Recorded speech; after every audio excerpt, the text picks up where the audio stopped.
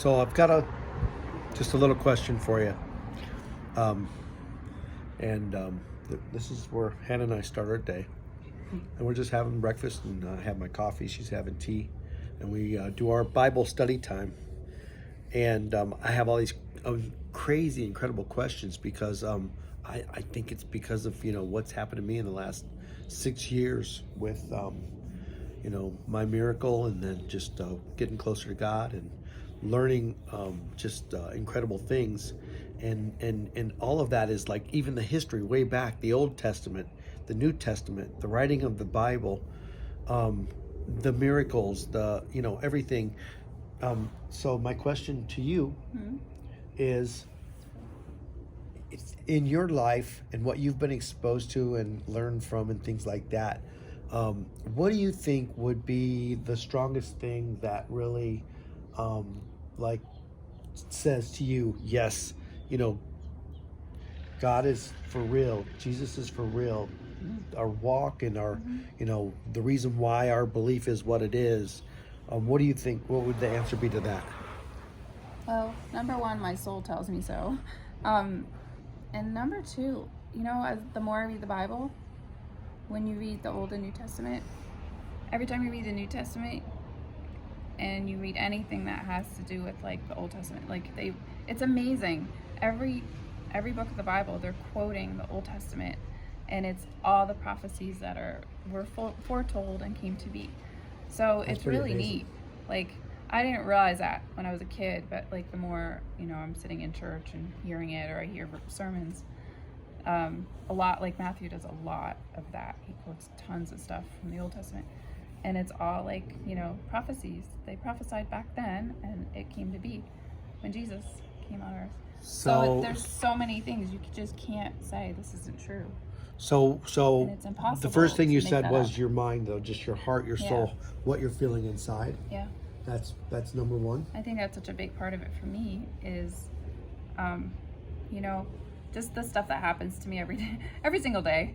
When I pray and then God answers those prayers, and it's through people, and like, for instance, the whole thing when we went to Sprouts, and that man and woman prophesied over me, and they have no idea. They didn't even know I had cancer. They had no idea. Had never met me before, and God dropped in their spirit these two verses that God's been giving me over and over and over and over and over again the last couple months.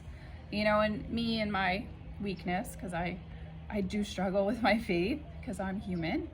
I ask God, like, you just help me understand, help me show me, and just remind me again. And boom, this happens where they're like just speaking these verses to me out of the blue, or it's not out of the blue. It's God using them because they're listening to him. And it's just so cool when that happens, because just like my faith just goes it just gives us like a big Yeah. shot in the arm. Yes. A big improves the faith, our faith, because we're human and our minds fluctuate. And sometimes you wonder, what if this is not true, or what if this is true, or whatever it may be. And then all of a sudden God puts somebody in our path that just blows our minds, and we walk away laughing and hugging each other and in tears, because we know what is going on, that we need reconfirmed every once in a while also. And the cool part is you can just ask God for it and he'll do it. Like, I think that's the part where sometimes I forget, or, I've been in church all my life, so I just don't. But now I'm going through so much stuff, and a lot of suffering and a lot of hard things, and the enemy doesn't want me to flourish, so he's thrown a lot of stuff at me. And it's just really cool when God confirms things to me, and he did it again like a week and a half ago with somebody else. It's the same exact verse she quoted that God gave her in the morning shop. And I wasn't part of it, but God does it a lot where he tells she was in chemo him, and I was a nervous wreck. And so she just started back into chemo after 11 weeks of being off of chemo because of the surgeries. And I stopped at a coffee shop, and we started talking, and she started tearing up, and she goes, God told me something this morning, and I don't know why, but now I do, talking to you, and I want to pray for your wife, Hannah. And we prayed right there in the coffee shop, and she cried big tears of just love and joy for Hannah. and she'd never met her before, but God had already set this up, and it was absolutely amazing. And I called Hannah. I go, did you feel that? Because it was just so of God. I think because of the fact that I'm not as educated in the Bible. I know a lot of stories of the Bible, but I can't tell you a lot of verses by heart. So I'm not as educated in the Bible. And maybe it's male mentality, or maybe it's just who I am and my path. But I think because of my miracle, thinking back, you could imagine Jesus walking on the earth and performing miracles, and humans need to see that in order to, just replenish or rebuild their faith, or just say, this is all for real. I'm watching these miracles. So for me, it's definitely in my soul and in my heart also. I know from being such a lost soul for so many years of my life, that now that I actually have a personal relationship with Jesus, it's just, I can just see things more clearly. It's just a different life. It's just so beautiful. But I also do know that the miracles, and then I am chatting with somebody somewhere, and they're like, my mom is a miracle survivor also. And they tell me a story. A doctor, my doctor. She's like, I can't believe you're sitting here telling me this. My dad had a very similar situation happen out in California. I'm like, what? So there's modern miracles all around us. And I think that that's a big boost for me of not knowing the Bible as well as I wish I did, but I am learning more about it now because we have Bible study every morning. And I love it. I'm blown away at how it's just an absolute incredible instructions for our day and for our life. But the miracles really, really give me that, man, there you go, right there. That's what I'm talking about. And mine being one of the biggest miracles that I've ever heard, confirms it even more for me. But that was just a question that I had because, of being from different backgrounds, meeting a couple years ago, getting married, becoming a couple, and then going through all these incredible challenges together. And the incredible challenges that we're doing together are challenges that just keep pulling us in closer and closer to God. Yeah, I really want to encourage people because that's something, as I coach a lot of people, a lot of women with cancer, and they struggle with the goodness of God. They struggle with their own faith, and I'm like, I wasn't that strong 5 years ago when all this started. This is the process that God has used, and He allows it, and you have to decide if you're going to let it grow you, or you're going to get bitter. And that's a choice that I made. I'd rather grow closer to Him and grow in my faith. And it's been really neat to see how much I've changed, like even how I speak to myself. And, those are all those things that God just has renewed in my heart and my mind. And but it's like a daily choice too, and it's a daily surrender. That's the big thing too. It's just like recognizing I am not in control of this at all. Like I don't orchestrate this. It's all God. And just every day go, okay, what do you have for me today?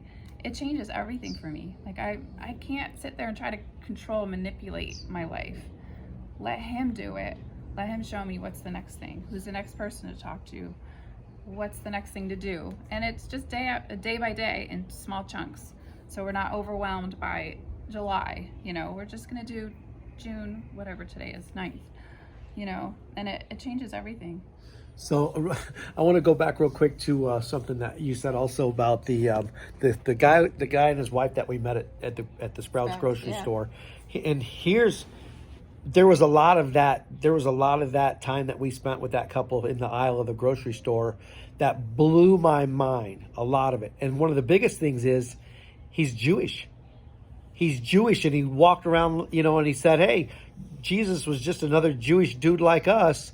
And then his senior year of college, something happened to him, and he read some things, and he was like, this is my eye opener. Yeah, it was in the Bible. This is my eye opener. This is why, this was put in my path right now. He became Christian, and then converted. Strongly into Christianity to the point where he's a minister now. So a Jewish, that always intrigues me because a lot of my Jewish friends, they walk with the Old Testament, and they say, God bless you, and I'm praying for you. And to me, I'm like, oh, they're Christian, but they're not. They believe that Jesus was a prophet. So that was the first thing. They're missing half of it. Yeah, they're missing the best part. the most important part. Yeah, the freedom. So that was the first thing that got me, was the fact that he was Jewish, and he even said like a lot of Jewish words, how Jewish people say them, like really cool. Yeah. And I was like, oh, I just love it. But okay, so let's go into a little bit now. What did he say to me? He turned to me after he prayed over Hannah. He turned to me. Do you remember what he said? Yeah, and he said, you need to stop holding all this emotion that you're holding for your wife. You know, and you have to give it to God.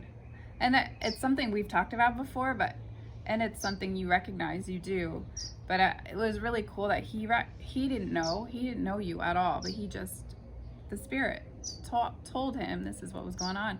And it's just this reminder for you to just keep doing that, just keep surrendering all of your emotions and, care for me, and give it to God. And you don't have to hold it. You don't have to carry all that burden every day.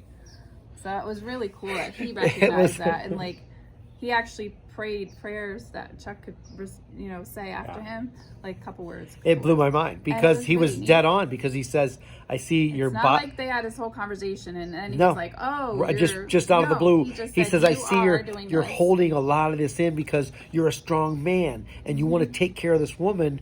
But there's something you've got to completely understand is God loves her more than anybody loves her. And God's taking care of her in his way. And so you've got to let go and let God do that. And it blew my mind. I was almost in tears. I was sitting there like, how does this guy know me like that, But it was so cool. And then something else that you said a little bit ago, Hannah's relative Linda said to us last year, I think it was the first time we ever did a FaceTime with her after we got married. And she said that things in life will make you bitter or will make you better. Okay, and this is what I want you guys to think about after you've watched this video. I don't know where we're going to post it. I just hit play because I love the conversation. But things in life are going to make you bitter or they're going to make you better. So cancer can make you bitter. Why am I going through this? And stay in the house and keep the blinds pulled down and just melt away. Or they can make you better. I'm watching Hannah, who had 3 of the most ridiculous surgeries this year, lost a ton of weight, all muscle tissue, everything, and now she's in chemo again, and she's going to the pool, and she's working on challenging herself, how many laps can I walk around in the pool? And it started out floating and just relaxing. Then it was walking, holding the floaty. And now it's walking without the floaty, and she's getting some exercise. So things can make you bitter or they can make you better. I definitely know that this type of journey in life, which I hope nobody goes through, but there are people going through. It could be cancer. It could be something else very, very challenging in your life. And we look at things like dead ends or just a big bummer, or we think about outcome. And God says, no, take all that away. Give it to me. I've got that. You don't have to stress. You don't have to worry. You don't have to get sicker because you're stressing and worrying and losing sleep. You don't have to do these things. Give them all to me, and I will take care of you. And it's already been planned. And you can be calm. And when people talk to us and watch some of these videos, one of the things they can't believe is how calm and at peace we are through this incredible journey with Hannah's cancer because of our faith. Yeah. The peace that passes all understanding will guard your hearts in Christ Jesus. I think I said that right. But it's the Holy Spirit. He just fills you up with peace. And I think that's something we're all striving for in life, to absolutely have that peace. And finding the way, we're all striving for it, but a lot of people are completely lost. That's why I like to, it's one thing getting in front of a crowd and like telling them you need to do this. And then people leave there and they're like, how do you do that? I love to be that coach. I love to be that instructor. I love to be that mouthpiece that says, okay, here's what I call boots on the ground. These are actions that we're going to do in order to do these things, in order to strengthen your faith, in order to improve your health, in order to, do a lot of things. We need instructions as humans. And a lot of times you can go and spend big money at a seminar for the weekend and then go home and they said all these amazing, powerful things, but how do we put them into action? And that's what we want to share, and that's maybe why I hit play right now on this, just to give you some instructions as far as how to actually change your life and change your day with these baby steps and these mini goals that you make little changes, and then you look back a year from now, 5 years from now, 10 years from now, and you're like, wow, boy, did my life really, really change. And you're looking at two lives that are changing at a very fast pace because of we're our going journey. through this hard stuff. Like, we're not these perfect people that have it all figured out with big smiles on their face all the time, and I think that's really important with social media. Like, people always put their best face forward, but like, we have gone through the ringer. I mean, I have never suffered so much as I've had in the last 3 months, but I've learned where to take it. And I think that's such a big difference, now that I'm not like crying and depressed and just in this mess all the time, but I'm learning to give it to him every day. And he gives you grace for every single day. So like, one day at a time, that's all you gotta do. That's all he asks of us. So, I think the interesting thing about this is the fact that like you said, we were having this conversation that I thought was really cool, so I hit play. And then we're going to stick it on a couple of our different social media sites. What's really interesting is who gets it. Who's sitting there watching this and wondering why they're watching this. Who God has a plan of who's going to get this message, and make them think, and make them improve their faith, and it's a beautiful thing. So we live it, and I'm glad we can share it. And I'm glad that my wife, even through chemotherapy and surgeries, finds her smile. It's not easy, guys. This last 3 months has been a little bit of a bad dream, and this girl still finds her smile. So that's a blessing from God, and I want to thank you. See you guys. Take care.